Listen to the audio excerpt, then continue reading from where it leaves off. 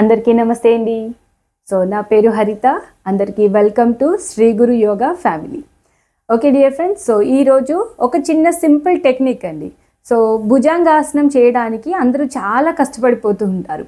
So మన క్లాస్లో కూడా కొందరు భుజంగాసన చేసేప్పుడు షోల్డర్స్ టైట్ అయిపోతున్నాయి, వ్రిస్ట్ జాయింట్లో పెయిన్ వస్తుంది అంటూ ఉంటారు. ఓకేనా?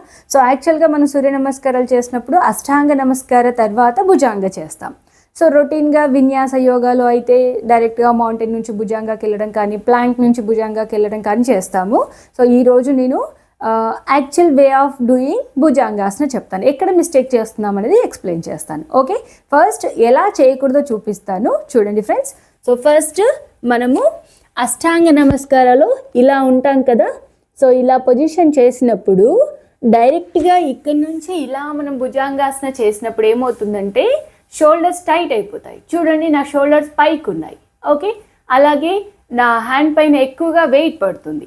సో ఇలా చేసినప్పుడు మనకి కొంచెం హ్యాండ్స్ చాలా హెవీగానే అనిపిస్తుంటాయి. ఓకే, ఇలా చేయకూడదు. సో మరి ఎలా చేయాలి ఇప్పుడు చూపిస్తాను, చూడండి.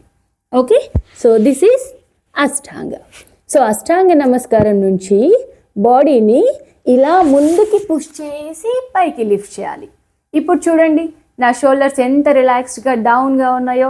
చెస్ట్ ఓపెన్ చేయాలి, షోల్డర్స్ డౌన్ చేయాలి, వీలైనంత పైకి చూడాలి. So this is actual way of doing Bhujangasana. ఈ టెక్నిక్ని బాగా ఫాలో చేయండి. సో ఈ విధంగా చేస్తేనే స్పైన్లో స్ట్రెచ్ వస్తుంది, కరెక్ట్గా భుజంగాసన బెనిఫిట్స్ అందుతాయి. ఓకేనా? Thank you so much my dear friends. See you again with another video. నమస్తే.